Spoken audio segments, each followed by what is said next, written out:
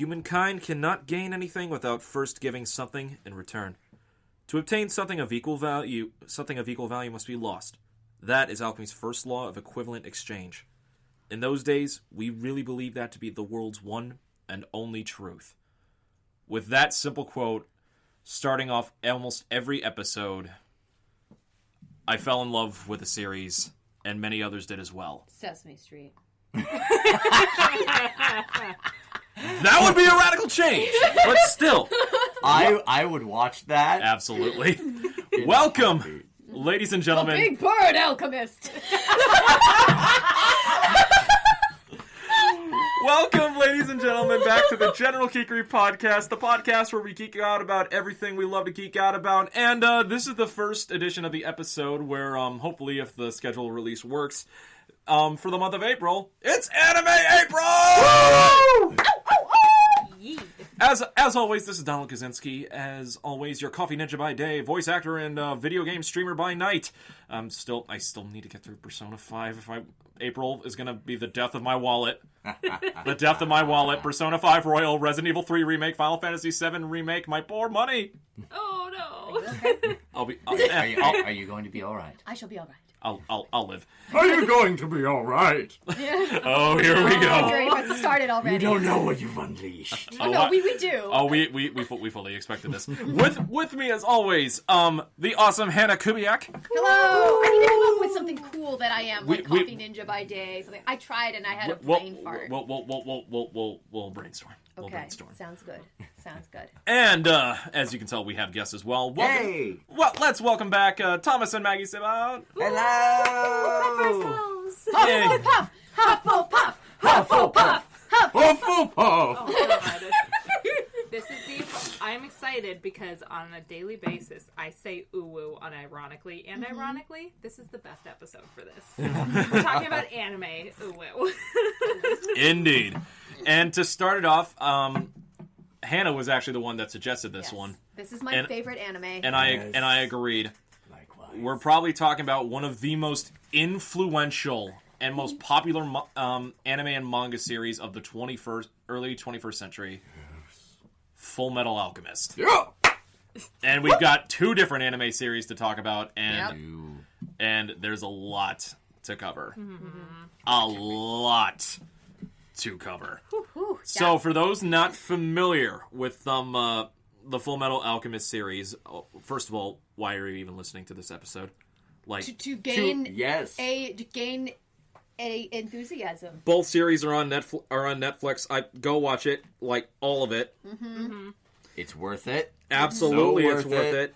So one of the most entertaining animes by far. Absolutely. And it's short. Yeah. It's one of the best things about Fullmetal Alchemist is that it doesn't go on forever. It's not One Piece. We'll cross that bridge in a second. Yeah. So the original anime, which was released when the manga was ongoing, was first released in 2003. Yep. It ran for about a little over 50 episodes and then ended the following year. Yep. And it originally started off like following the manga.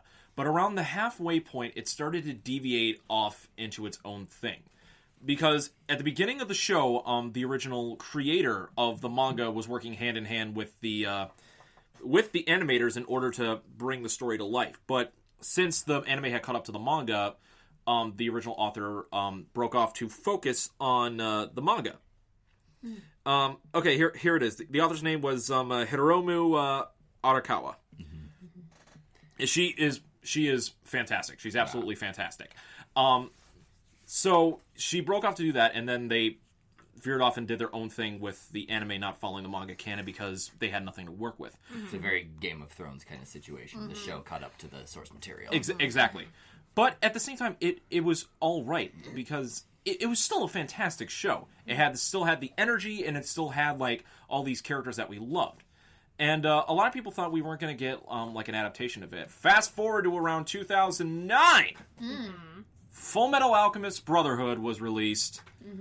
And somehow, some way, it not only recaptured the magic of Fullmetal, the original series, but in some respects made it better. Yep.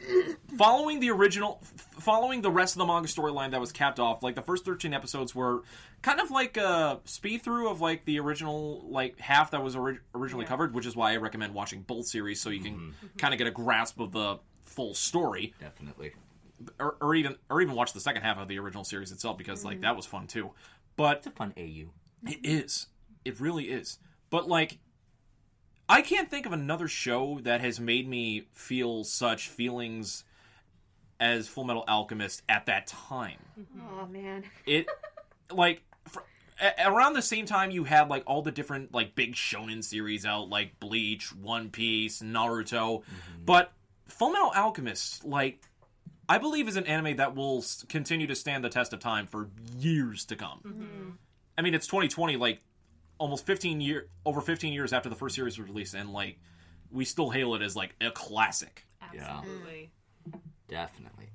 So, having said that, we all watch Fullmetal Alchemist at different points in our lives. Yep. I can start because, as I said, this show means a lot to me. I originally watched this show on American syndication when it was showing on Adult Swim. Okay. So I was about 9 or 10 years old at the time. So I was not. So I was already used to like anime stuff like Inuyasha and all that stuff, Naruto. But Fullmetal Alchemist kind of captured me. It was something about the world that they... And the funny thing is, the first episode I watched, I didn't even see like the first 2 episodes. I accidentally missed those. The first episode I watched was the backstory episode when they actually did the human transmutation. Oh man. What an episode to start off on with that. my goodness. Yes. It's very charged. Yeah, and I'm watching this, I'm like... And it instantly hooked me. And I'm like, okay, I'll stick around and see what it is. I did not think... Oh, sorry, I accidentally keep hitting the table. That's all right. I did not think that it would take me on this journey and everything like that, and I would care so much about these characters. Yeah. Like, I love to rewatch it every now and again because it's one of the shows that I will absolutely binge. And Definitely. I'm usually not a binger by nature. Like, Hannah knows this. Yes. I've I explained. am a champion binger. That should be my thing. She is a champion binger, and I've explained, like, I normally don't binge series because I like to take the time to process. But Fullmetal Alchemist was a show I binged because when Brotherhood came around, and this is actually kind of a funny thing, when Brotherhood was being released on TV and everything like that, it was around the time when my family lost cable, and I couldn't live without. And it was nearing the end of the story when it was like the promised day on Central. Yeah. And so I had to know. So I literally, and I feel bad about this, but I actually pirated the rest of the. No, you don't. Don't lie. You don't feel bad about it. I know. I feel about it now. I feel bad about it now, but because like I love supporting the industry and everything like that. Yeah. But at the time, like I had to know, so I pirated the rest of the episodes and binged them like on my computer. Like I think that last computer got a virus because of that. But still, I'm like I have to know. Yeah. Like it was like one of my earliest obsessions of fandom, almost. Yeah. It drove me. Yeah. So good. and it's probably like one of the series that like stands true to like my love of anime to this day. I mean, like I said so before. Like if I ever get a tattoo, I want a tattoo on my hand of the flame alchemy symbol. Yeah. Like that's like one of the ones I want. Anybody else want to share their history with Fullmetal Alchemist? Should we go around Shall we? in some direction? You choose. Left or right?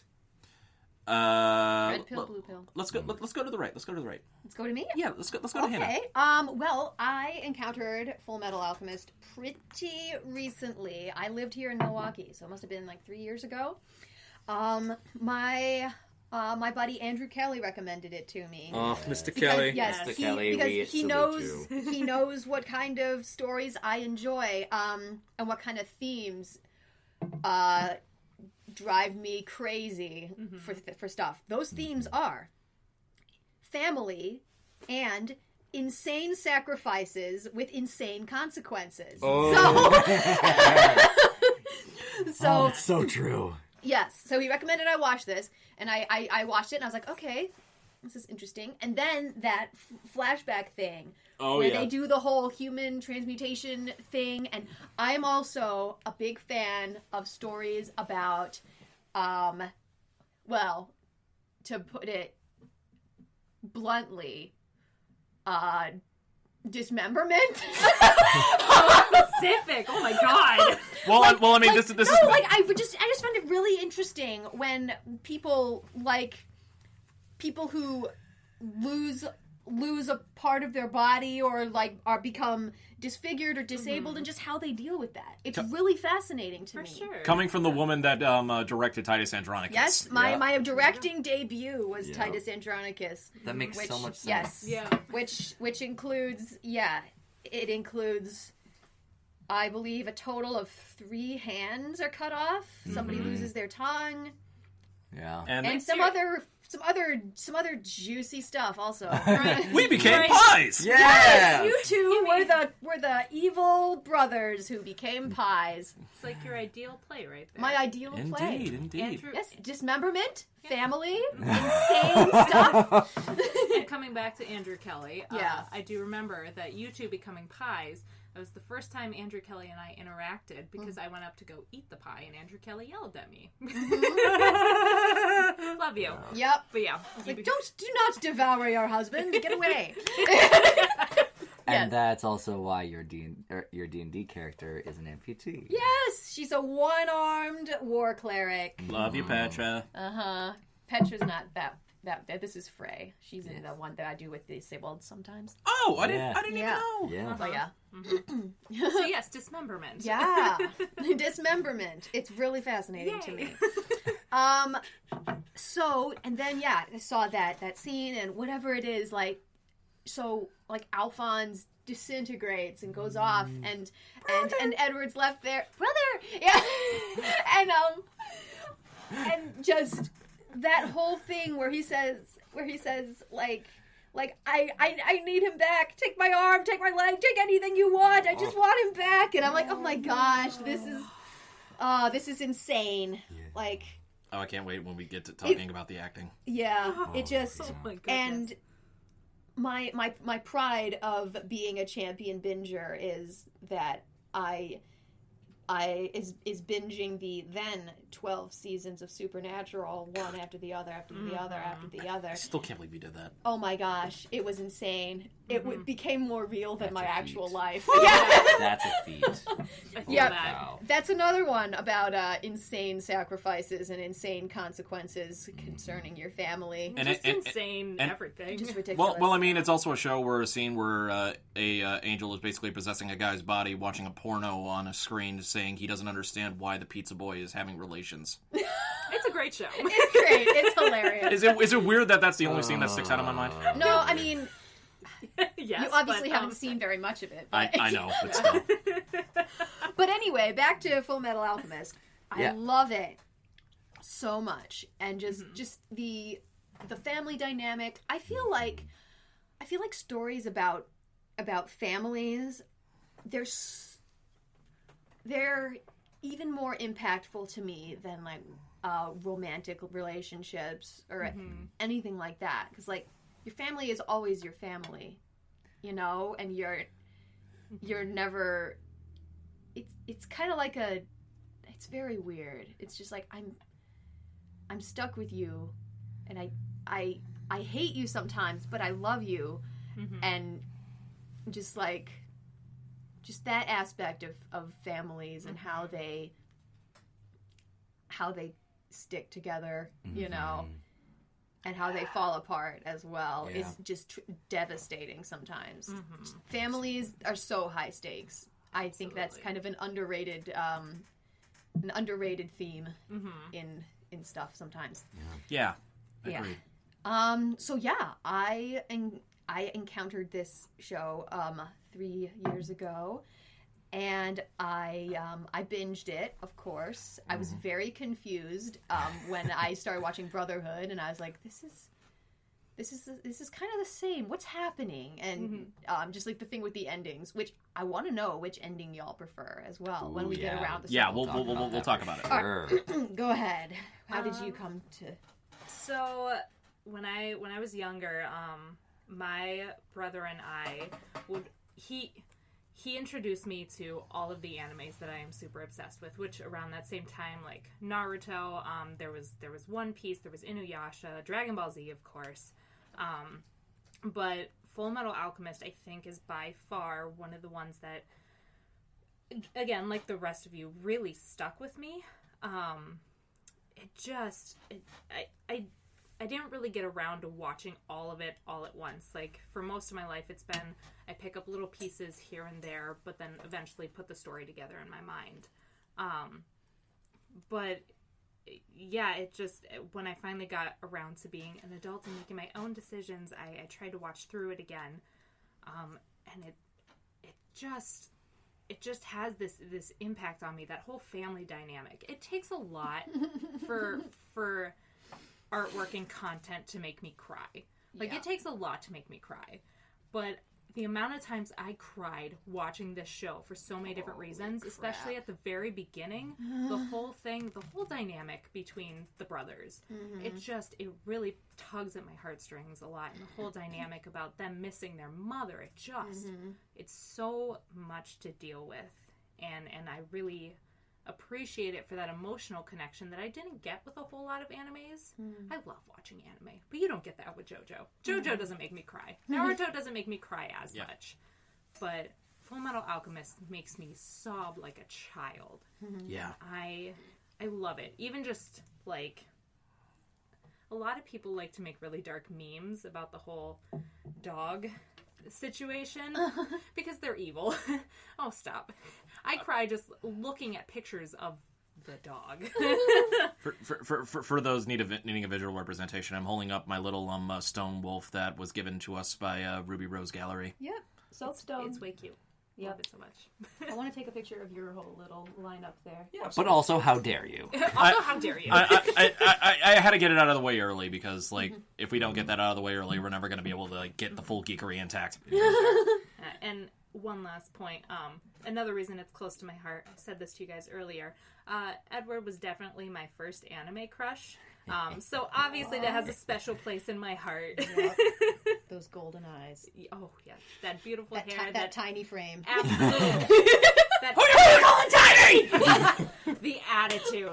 The absolute attitude. Love it. Damn Prime. it! All right. Yeah. All right. Yeah. This is the one I've been waiting for. Oh, gosh. Oh, Okay. God. Well, all right. So I was first exposed to anime itself, like, when I was in, like, early middle school, late elementary school, like 3rd or 4th grade. It's a good time. One of my friends in grade school was the first person to introduce me to things like Dragon Ball Z and Pokemon and Digimon and, you know, like Thundercats, just all the stuff that was, like, on Cartoon Network at the time, because that was where you could find some of that stuff at that time. Thank you, early Cartoon Network. Like Toonami. Toonami, for sure. We stand. Actually, the one that had the most impact on me at the time, it took me years and years to track down what it was actually called and try and rewatch it. It was called Escaflowne. Oh. Turns out, years later, the rewatchability is not that great. Yeah. It's really weird. But the heightened mythological, almost fantasy kind of story and characters made an impression on me. And so years later, when I was a freshman in college, I was introduced to Fullmetal Alchemist because I hadn't watched any anime at all. It was a total new initiate. And it was the first anime that I ever watched all the way through. Was the original Fullmetal Alchemist, and just immediately fell in love with the story, with the characters, mostly Armstrong. I love that character so much. And you're in need of a true physical specimen. yeah. You have permission to use you have permission to use the impression. He's so extra. No, he's great. The amount of times that Thomas, on a daily basis, Oh, no. either quotes Armstrong or pretends to be Armstrong. You are Armstrong in real life. It's insane. Your You character are in Henry obsessed. V was Correct. basically Armstrong. Yes. Chris Sabat would be proud. No. Yeah. Yeah, I in Henry V, I played Fluellen, and a lot of the character choices that I made were Badass, zealous, very soldier. much inspired by Armstrong and kind of that relationship between Henry and Fluellen. I kind of drew inspiration from Mustang and Armstrong. Good work at the bridge. There was great work being done. There's at very that bridge. excellent services committed at the bridge. So when I saw that show with my sister and my mom, when they came to see it, they were sitting by me during that whatever that scene is. There's excellent service being done at the bridge. Yeah. My sister leaned over to me and she was like, "Man, that guy really loves war." Which is the exact opposite of Armstrong's character. Yeah, Which is that's true. insane. That's true. Okay. Yeah. And so I watched through the first FMA, and then loved it so much. But then the way the original series ends is so open ended. We'll get to that. Yeah, but then what happened was I was then made aware of the fact that there was in fact more. And so then proceeded to binge all of Brotherhood. I think in like just 2 sittings. It was great. Yeah. But it, like some of you said before, the way that Brotherhood takes what the original FMA started and not only captures how great that was, but continues to expand on it and makes it even better. And I mean, the fact that it actually follows the original manga story and the intention of the author is Yeah. I want to read it's those. helpful. I want to read those. But it is its own kind of epic fantasy, just contained story. I mean, I'm sure a whole bunch of things we're gonna get to, like the fact that it's not this open-ended, ongoing, forever series. It is contained. It is concise. The development of the characters, even the minor characters, is just mind-blowing. Yeah, that's probably like one of its greatest strengths. It's like all of its Absolutely. like the main characters are already incredible, but the introduction of so many different secondary characters and even like the minor ones that only get small appearances. Like There are no two-dimensional characters. And that's There great. are none. It's incredible. And then also the world building that goes into it, and it's great. It's great. all right. Now that we've got those experiences out of the way, so let's talk about the differences between the 2 different anime, mainly the ending, as Thomas said. So, I'm assuming we've all seen both series. I have not seen the end of Brotherhood. Okay. What? Okay. We'll. I don't care. Spoil it for me. Okay. It's fine. That's fair. Honestly, there's so much detail going into it. watch We're just gonna generalize it. Yeah. So, as we said before, since the original series like caught up with the manga at a certain point, right around the time when they met back up with their teacher and they encountered greed for the first time, so they basically had to veer off into its own separate thing. So, other anime-only characters were introduced in order to fill some of it. Part of the plot was significantly altered, especially with like the development of the homunculi and several characters such as Rose from Lior, Scar, even Mustang and all that, especially but the ending, which basically. At the end of the first one, it basically is like the world of Fullmetal Alchemist is basically like an alternate reality from from our timeline, because at a point Edward ends up in the real world of World War II era. World War I era. I believe it's 1914 is when it starts. Yeah. I couldn't remember off the top of my head on that, but that's basically what it is, and especially some characters' backstory, especially the backstory of Envy being the illegitimate brother of Ed and Al somehow. Right. Oh, right, because their dad. Yeah, because yeah. homunculi are different in the 2003 anime compared to the 2009 one. Very different. Like, but both takes are intriguing though. Yeah. And the 2003 one, like, their take on the homunculi brings more of a sense of just, like, familiarity and, like, intrigue. Because we find out through that one is that the homunculi lust is related to Scar in a sense. Right. Envy is related in part to Ed and Al. Yeah, sorry, Hannah. Yeah, they're all the results of attempted human transmutation, right? Yes. Yeah. And... oh, especially Sloth. Sloth is Sloth in the 2001 basically taking Sloth on the is theirs. Their Yeah. mother. yeah basically their mother, which I thought was like okay, interesting. And then Raph being Izumi, Miss Izumi Curtis's unborn child. Izumi. Best anime mom. Fight me on this. Absolutely. Definitely. It's definitely on my cosplay list. Oh, yes. That'd be great. So does that mean you need to be Izumi? Maggie needs to be Olivier Armstrong. Olivia Mira Armstrong. Badass bitch. Yeah. The strong arm alchemist. Thomas needs to be the strong arm alchemist, and then I need to figure out something else. I don't know. Let's think about that. Does that mean I need to be Izumi's husband just so we can do like the epic bromance scene from both series? Oh gosh. Because I'm all for this. Utter ridiculousness. I'm all for that. Let me handle this. Just the flex off between them. It's so great. Beautiful. Yep. That's how you fall in love with someone. And they actually do a moment like that too again in Brotherhood. Yep. They have a really nice callback to that. Oh, so fun. Yep. I love it. But yeah, so how the 2003 anime ended, Al gets back his body, but Ed ends up trapped in the real world. With Hohenheim. With his dad, Hohenheim.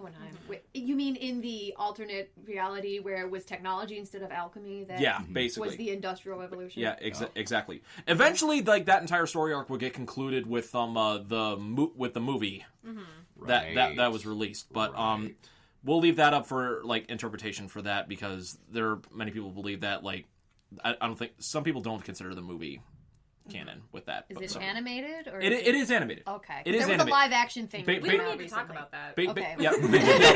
That's fair. Because the movie was like a direct sequel to the 2003 anime series. Oh, okay. So yeah, it covers up like a couple of loose ends of like what happened with like wrath, gluttony, envy, everything like that. It's like a time skip kind of thing, which is weird. Which leads us into the 2009 anime, which okay. So basically they take like the first 10, 11, 12 episodes to like basically do like a quick recap of how the original like half started like before it deviated. I think in my first binge I skipped that because I was like, I've seen this already, and so parts of it it's kind of hard to skip because you miss like a little bit of like information on certain points. So like even though it can be a drudge, I highly recommend that you still use it. Yeah. Because a lot of things like that was skipped in the Brotherhood anime that was absolutely needed was Lieutenant Yoki and the Uswell incident mine, that's right. Yeah, the mine like because why must you do this to me? That was the last episode, Hannah. We're Yeah, not talking I about know. Lord of the Rings anymore. I know. I know I'm a dwarf, but still. But yeah, so like because Yoki would become like a big minor secondary character for the rest of Brotherhood, Yeah. and all that, but ultimately like all the things in Brotherhood build up and tension mounting with so many intertwining story arcs, which is why I think Brotherhood stands a little bit better than like the latter half of like the first series in some cases because the intertwining storylines never really lose track. So there was that. And it ends with basically the creator of the homunculi fighting against basically everyone. The Amestrian military, the heroes and everything like that. And in the process, did you want to say something, Thomas? Or No. oh, okay, I was just asking. Right. Basically, during the process, Al basically sacrifices his body in order to give Ed his arm back. Yes. They Wait, you mean his soul? well, basically, like, Because he doesn't have a body anymore. well, the body that he was using to tether, he basically Oh, the armor body. he basically gave up his soul to return to his body in the truth in order to perform human transmutation to give Ed his arm back, and then they defeat him, but in order to get Al back, they're trying to figure out what to do. So ultimately, Ed decides to perform human transmutation on himself and offers up his ability to do alchemy to bring him back, which what Truth says was the correct answer. Oh my god. There's more to it. The correct answer was You beat- what? Well, what are you going to do without alchemy? And Ed says, "Who needs alchemy when I have friends like these?" You've done it. You've beaten me. By the power of friendship. Yes. Well, I mean, because because Ed found his truth. Yeah. He found his truth, which was the ultimate goal with all of that. Yeah. Yeah. So yeah, and we get like a little epilogue thing of like what happens afterwards and like where Ed and Al like go after that. And that's how that one ends, with like more of like a happy ending. But Ed still has his like mechanical left leg, so Winry can still tinker with him and Winry. More ways than one. Winry. She does not. I like don't like Winry. Winry. I don't know. I mean, understood.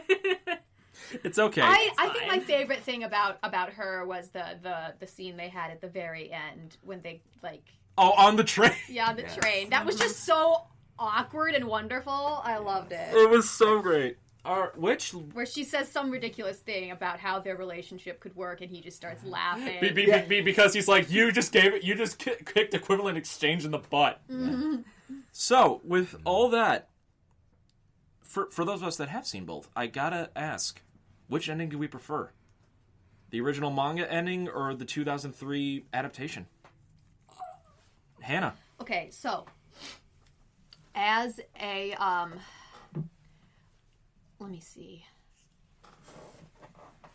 As an older sibling, I appreciate the 2003 ending because basically just sort of like a continuation of what he did at the beginning. It's like, I will do anything to make sure that my brother is alive and well and everything. It touched me. So I was talking to Andrew about the ending of that, and he said, yeah, that ending is so sad. And I was like, but he saved his brother. He did what he wanted to do.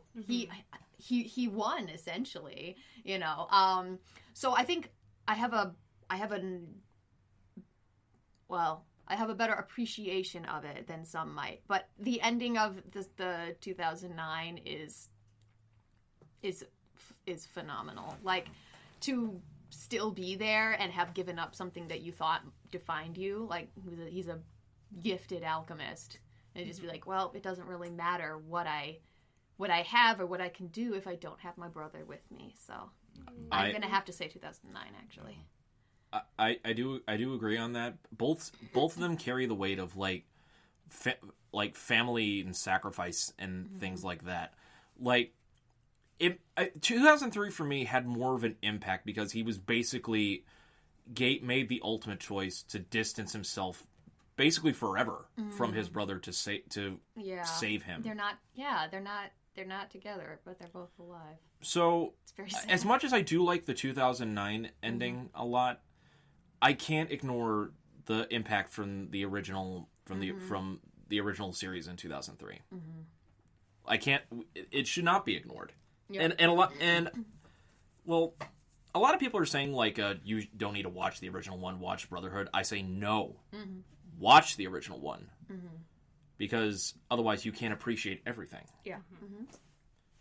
Thomas? I say 2009, hands down. For me, there's absolutely no comparison. I feel like that they kind of waffled a lot of things as they were trying to create a conclusion to the story originally. and it just got really lost and confused, and there were a lot of things that they came up with that are just kind of like, okay, sure, but all right.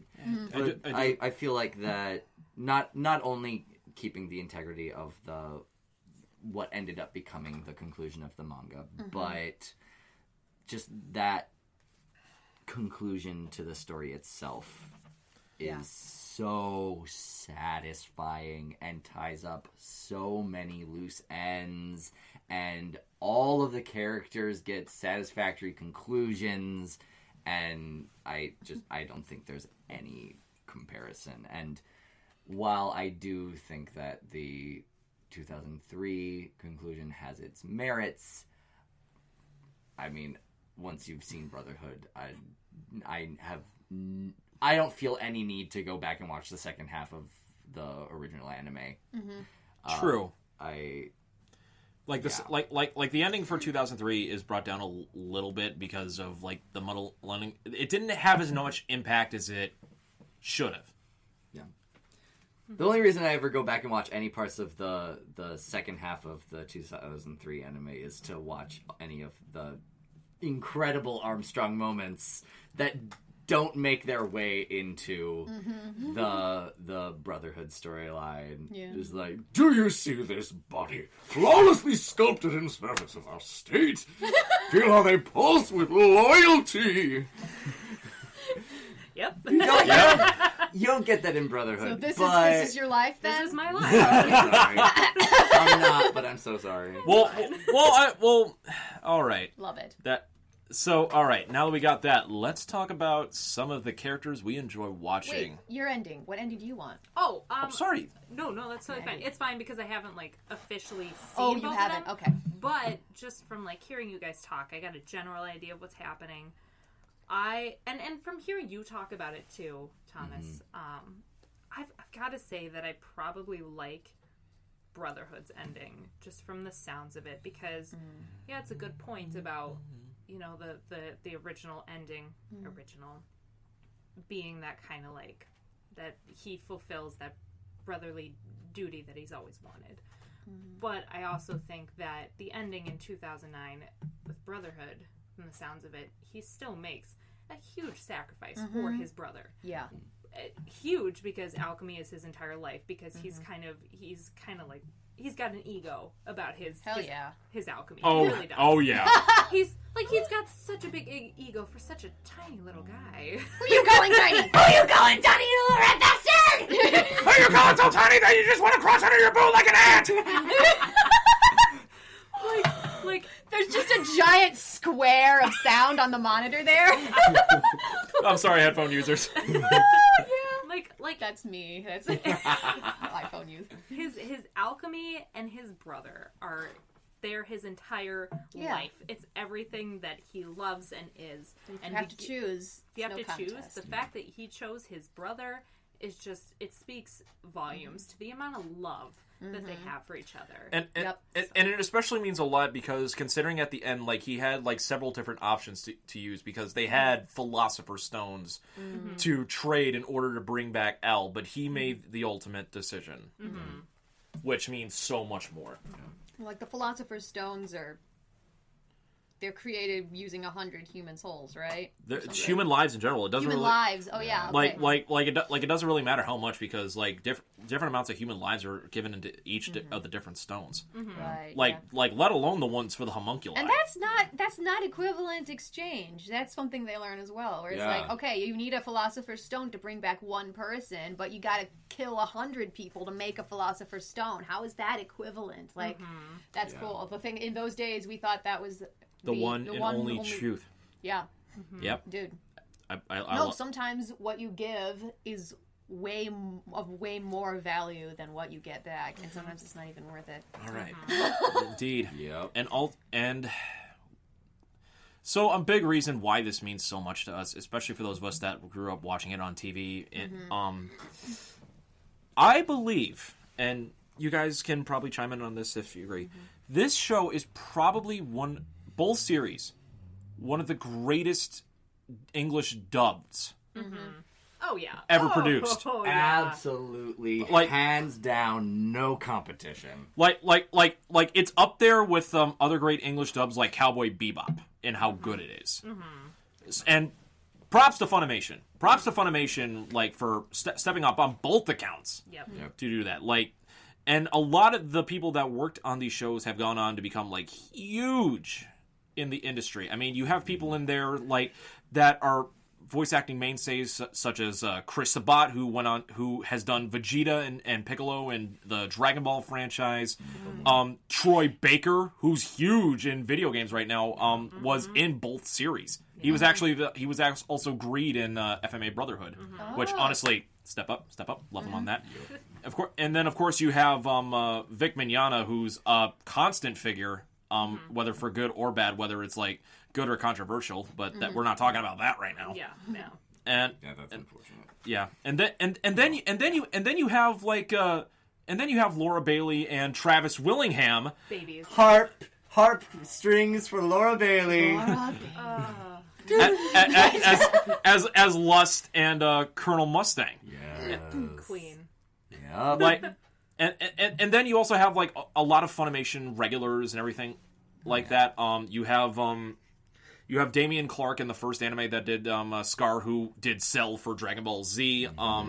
J. Michael Tatum did Scar in the second one, who did the main character for one of my favorite shows, Steins Gate. Please go watch that. One of the best science fiction stories ever produced.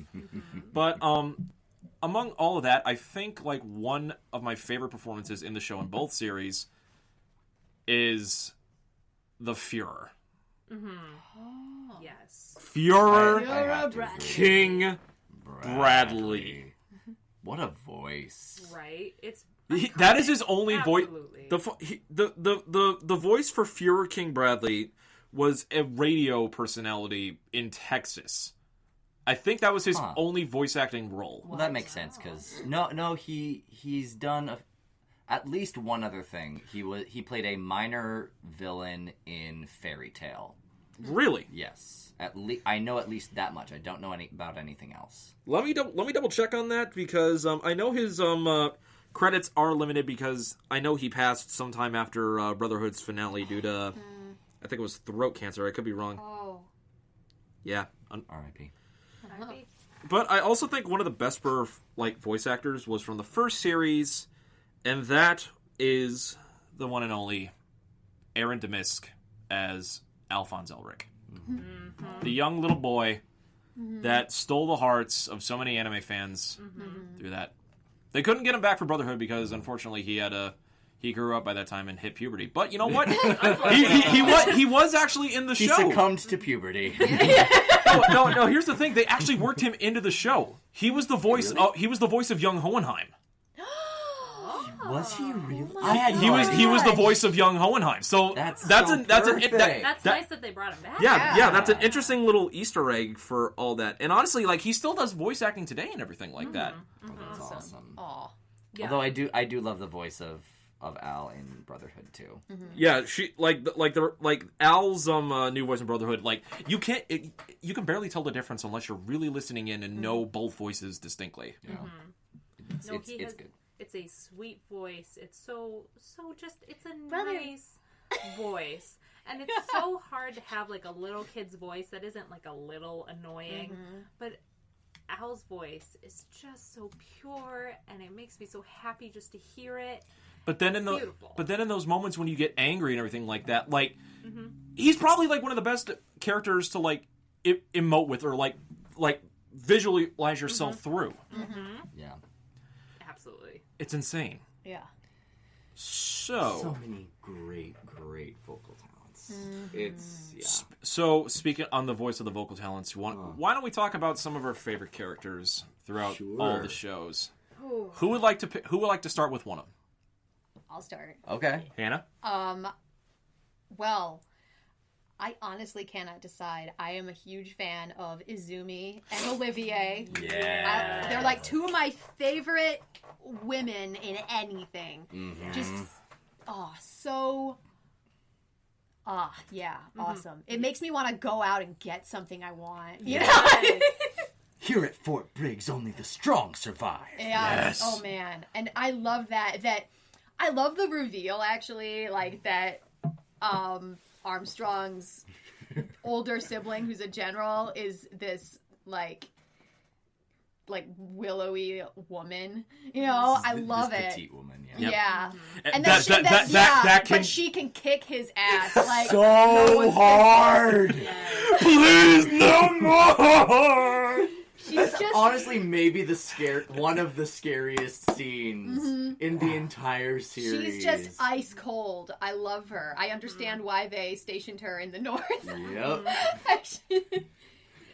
Yeah. Oh man. And then Izumi, Oh, Mama Izumi.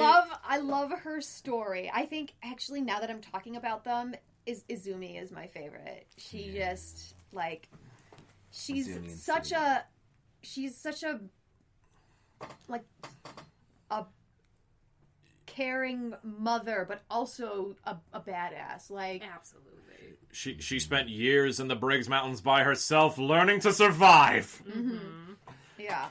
And just and I love her story too. It just like it's so sad and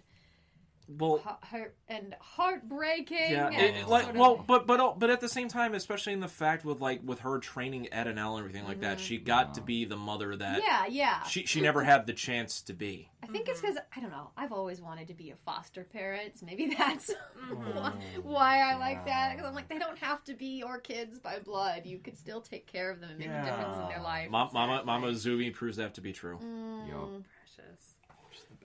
Excuse me. Oh, come back! So sad. I don't know where that came from. All of this, like, Oh, you're good. You're good. that riff. Excuse me, riff. I would have to say exactly the same as you. Oh. I don't know that I can expand on it much more. Just in everything I watch, in video games I play, in books I read, these strong women who are not two-dimensional characters, these strong women with so much behind them and so much reasoning behind why they're such badasses. It gets to me. And maybe I'm a little biased because I'm a woman. Hell yeah. It's fine. You know, we just passed over International Women's Day. Yeah. Go women. Women are great. Yeah. But no, definitely for how strong they are and for why they are, it's inspirational, really. Like, I want to be one of those women. Yep. Go out and get something. But Yes. you're so great on your own. Why would you want to... Stop being adorable. but along with them, definitely Ed, because, like I said, first anime crush also. But, like, just the way that he's able to be both such a strong and vocal character, but also be the comedic relief at times, and just the complexity of him as a person through both series, it just it's beautiful. Not to mention like his like the way his morals are challenged with like all the stuff, like the stuff the stuff with like the Tucker stuff especially was like the big one for him. That like that particular moment in like all of the source material, the manga, both animes, like that was like the pivotal moment for really more for him than Al. Definitely. Well, because like we were talking about earlier, family is such an important element to this story. That's the first time in the story where that family dynamic is really, as far as his own values, are really challenged. Yeah. It creates the first foil for him of how far is it worth it to go in trying to achieve what he wants if it's going to mean sacrificing family. Yes. Absolutely. Yeah. Thomas, Yeah. some of your favorite characters. What I wonder is... I have no idea. No, none of you have any idea what my favorite FMA character is. It's Armstrong, obviously. Obviously. However, I have to give side notes to Armstrong and Lust, just because Travis and you mean Mustang? Travis Willingham and to Colonel Mustang, Travis Willingham and Laura Bailey hold such a special place in my heart because I'm a huge Critical Role geek. You and my brother would get along. Shout out to Critical Role. Maybe they'll notice us. Maybe. Senpai. Notice me, please. No, so special place in my heart there. But Armstrong as a character, on the one hand, just being the perfect goof that he is, and just so glorious. Unashamedly himself. But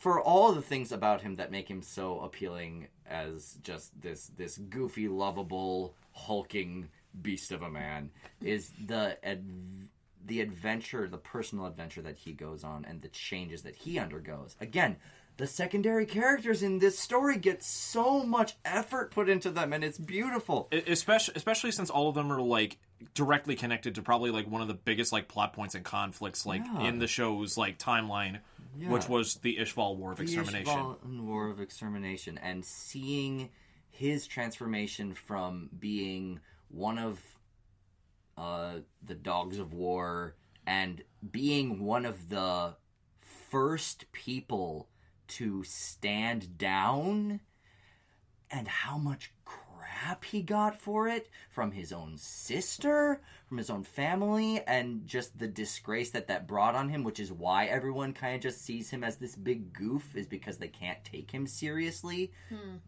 And him having to absorb that and live with that, and the fact that even though he made a moral decision that nobody else agreed with at the time, when it came to the climax of the FMA story, he still took that pivotal moment in his life and learned from it and grew and still made the decision that he would never back down from a fight again. Especially considering it was probably against, like, one of the most unexpectedly, like, strongest of the homunculi. Yeah, that fact that even though he felt like he made that choice for the right reason, even though a lot of people thought it was the wrong choice, he still took that and said he would never back down again. Yeah. And he would never run away again. Absolutely. And he doesn't. And he saves his sister, which in itself is crazy because she's so incredible on her own. And together, and then, Sig and Azumi show him up, and the four of them take down Sloth. The most beautiful double lariat ever put to anime. Fight me, Naruto. No, it's true. But yeah, that's why Armstrong's my favorite character, just because that particular character arc really resonates with me in the fact that even though he made a moral choice, the fact that it was seen as the wrong choice, but so many people still forced him to learn and grow from it, and still made him better. Yeah. Which is I feel like that's not a choice that is seen a lot in story arcs. It's like if you made a choice that other people think is wrong, you continue to stand by it, and then everybody else changes eventually. Like if Armstrong were the main character, that's what would have happened, right? Right. But he chooses to still learn and grow from other people's criticism of him, even though he feels like he made the right choice. Right. Yeah. He learns from the disgrace that was put on him and overcomes that in the end, and that just really resonates with me. Absolutely. Donald. I had to think about this long and hard. Don't take too long. We're recording. I know. Don't worry. Well, at least you're not the one that has to edit it in post, so whichever. Yeah, it would be up to you if you. No worry, I can handle it. But one of my personal favorites. First, I have to give a couple like side note shout outs to Ling Yao, greed, Yes. and Führer King Bradley, of course. Of course. And also, for my big female one, it's Hawkeye. I love Riza Hawkeye. Oh god. Like the relationship that stemmed between her and Mustang, because Mustang was her father's student. To her sharing the art, sharing the secret of flame alchemy, to them making that bond, to the war in Ishval, to the promise they made to each other, and then working behind each other. It's it's such a bond of trust that is it's not love, but it's such a deep underlying trust that is beyond anything I've seen in anime. It's like brothers in arms kind of connection. I think it goes a little bit more deeper than that. Yeah. It's almost like kindred spirit, because they both want the same goals, and they've known each other for so long. Yeah. Like, there may have been a hint of love there, but after what the war did to them, like, they can't. Right. I love a good example of a platonic friendship. Really, I love that. And that especially but they still care about one another. And honestly, that showed in the fight against Envy when he said, the Colonel always calls me Riza when we're alone. So you two have that kind of relationship, huh? I lied. I'm like, Hawkeye, this is why I love you. This is why I love you for the things you do. Also, her doggo. Oh yeah. Down Hayate. Bad dog. Yes.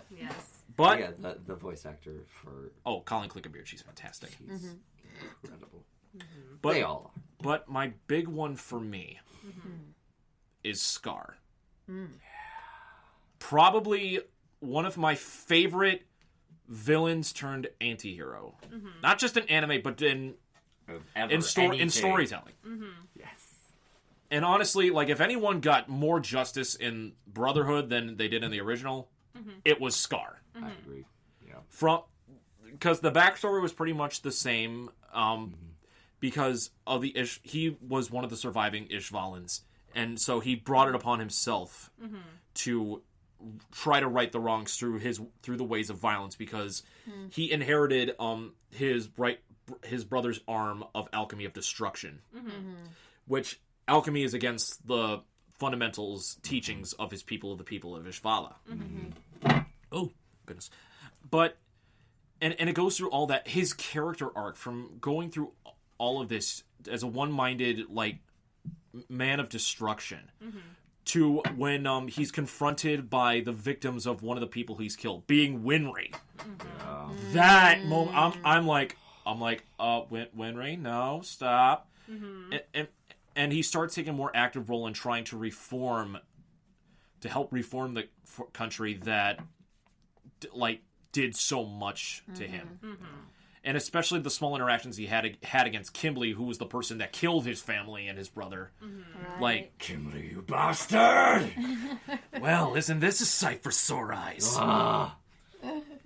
The sound of explosions, so tantalizing. What kind of alchemy did he do again? The Crimson one. He basically Right. turned people into bombs. Dude, okay, yeah, that was scary. Yeah. Just blowing people up alchemy. Yeah, just beautiful. The sound of explosions. All right. Anyway, back on a Scar. But like when they come across, like, when they discover the transmutation circle that is around the country, and he aims to reform it. Like, he has the same goals in mind of, like, bringing justice to his people. But from the discovery of the transmutation circle to, like, his meeting with Miles in Briggs, it's discovering that he's half Ishvalan, which was a big point for him, which made him change his mind, to Winry, to finally getting closure from Winry. He's not that's the thing. The big thing is he's not forgiven for everything he's done. But he continues to better himself to try to make something new out of it, because he does not want to be forgiven. He knows what he did is wrong in the eyes of his people as well as the people of Amestris, but at the same time, like, he wants to better it because of, like, the underlying evil that it presents, which brings me to my favorite fight in the entire show, him versus Bradley. Sorry, microphone. Yes. It's It's so good. It's such a poetic moment because Bradley was the face of the military that sentenced the Ishvalans to extermination. Well, he signed it for it. So it meant so much for Scar to be the one to place him down. And the thing is, even though he was the one that gets the upper hand on Bradley, like, it's almost a draw. Like, Bradley was so close to killing Scar if only his body didn't expire on him. Yep. Uh-huh.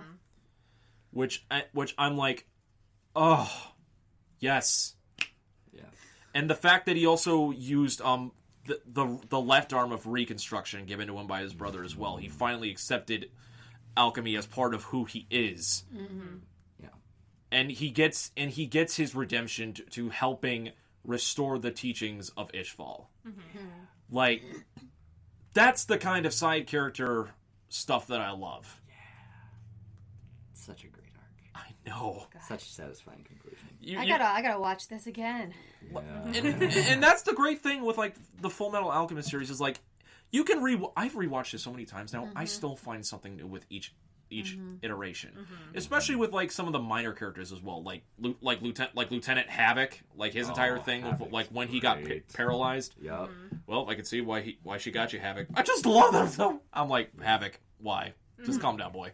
Calm down. His return is such a fist pumping moment. Like When they hear him over the radio. Like, I'd like to offer my services. Well, this is interesting. Gene Happ, and Mustang's so overjoyed. All hope is lost. Havoc's back on the radio. Yes.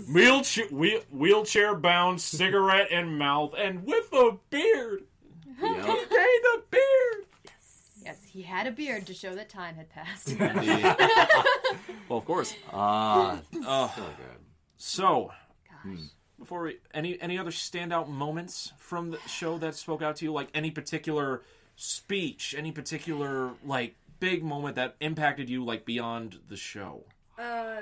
Just, the one that broke my heart the most that we already mentioned earlier. Every single time I think of Fullmetal Alchemist, I am just scarred and tormented on the inside from the whole dog thing. It's just so... Like, I know everybody else here has been like, oh yeah, here's some really inspirational quotes, and, like, Armstrong is so inspirational, and all these women, but that scene is just, it's iconic in a... That whole arc is iconic in a just horribly depressing way, and that's sad, but also just the fact that it made me feel so many things, so much anger and so much despair on the inside. It's a damper on everything else that's been said, but it's important.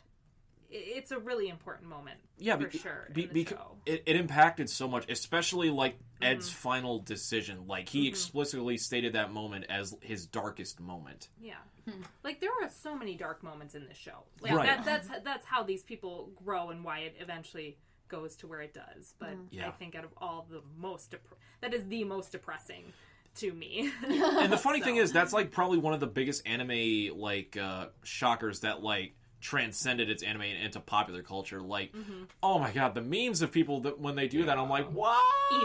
Evil. But I will say, the one that made me cry the most, you remember a couple years back when that Bowsette thing was, like, a huge thing on the internet? Like, basically this entire Mario Party, this Mario power-up, that you basically put on this crown, it turns you into a Princess Peach version of yourself, in a way. They put the crown on the dog, and Nina became human again. I'm like, you bastards! Don't play with me like this. Don't do this to my heart. I'm a fragile little bean, please. Thank you. Oh, my goodness. I was not ready for that. I'm like, Internet, you gave us something pure, but damn it, how dare you? How dare you? Pure meme gold. I'm gonna cry in the corner. Goodbye. The meme crop is good this season. I'm shaking back and forth and sucking my thumb. Oh gosh, he's regressed. We lost him. All right. Okay. I'm back. Okay. Oh man. For me, I really deeply appreciate something that I think that Brotherhood has a huge edge on over the original series is the world building that goes into brotherhood and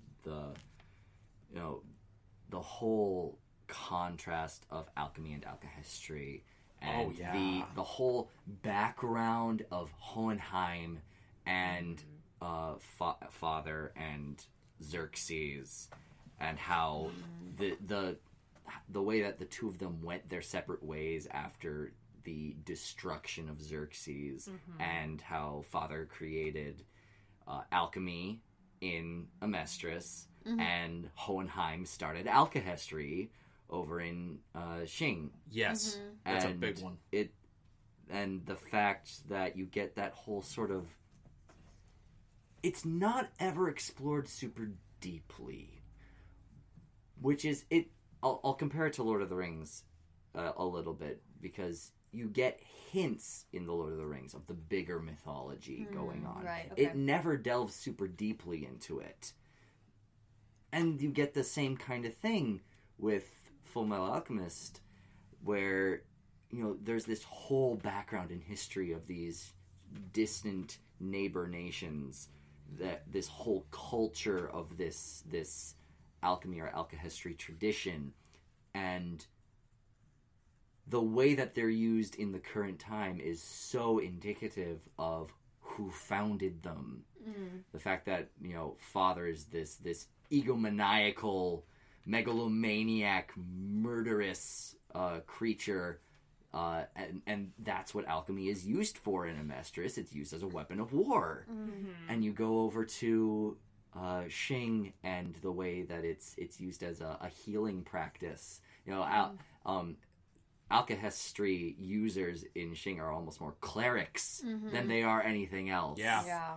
And that's because that's who that came from. It came from Hohenheim, who, after being used by the homunculus in the bottle to become this powerful philosopher stone being, chooses to use that power to found something that can be useful and helpful to people. Until in the English dub bloopers, where the actor who played Hohenheim basically just shouted at the final battle for Ed to kill father and fuck him up. Yeah. I love the bloopers. Those bloopers are legendary. But yeah, just I'll have to watch those. I'll send it to you. Okay. All the little backgrounds and world building that go into Brotherhoods are just, as someone who is really into that stuff, really appreciate that. I appreciate a good world. Yeah, Indeed. definitely. I think one of my a big standout moment for me that is honestly a big one. Honestly, this one comes from the 2003 one, and it goes to the Uswell incident, during the mine stuff, because it shows Ed's morals were challenged already with the Tucker incident and Nina, but this was the one that showed how he's not a moral good guy and everything like that. Always do the right thing. He will employ the underhandedness in order to make sure the just is done, because he almost borderline breaks one of the fundamentals of alchemy to not create gold, even though technically he just masked coal with gold plating in order to achieve the gold. But it's just and he said it in the moment when he was fighting the one woman. She's like, "You're a dog of the military. How can you disregard the rules of the military you serve?" And with his metal arm showing, he says, "Because I never sold my soul to them." That you could pretty much define Ed's entire character with that one sentence. And honestly, that's a moment I feel doesn't get as much appreciation because of how standout Brotherhood is. Rightfully so, though. Yeah. Yes. What did you sell your soul to? I want you all to think about that. Indeed. Well, it depends. Am I a paladin? Am I a warlock? What's my background here? Yeah, exactly. What's your background? I am but a simple bard. I shall just simply play my harp. All right, this is for another podcast, man. Yeah, we're getting into in stuff real now. life. What D&D class? What class would you be? Yeah, I have an answer, but I'm not going to say it right now because maybe we'll have you guys back. Yes, please. Yeah, we'll do a future one for that one. I think it's Whoa, we've been talking for ages and ages and ages. Oh no, don't worry. It's okay. there's more people, therefore more to say. Hannah, you got anything? Any standout moments to share? Not at the moment. No, I kind of said mine at the very beginning. Sure, all right, fair enough. Take my arm, take my leg, take anything you want. Yep, absolutely. Basically, oh man. For sure. So, I think we can pretty much end it off in that. In conclusion, Fullmetal Alchemist, probably one of the best animes made this century. Hands down. Yep. Bowl series. Go watch it. Yep. On a scale from 1 to 10, how do we grade it? 10. 12. 10? 12. Hannah? Oh, yeah, it's a 10, absolutely for me. Armstrong out of 10. Armstrong. Yes. Armstrong out of 10.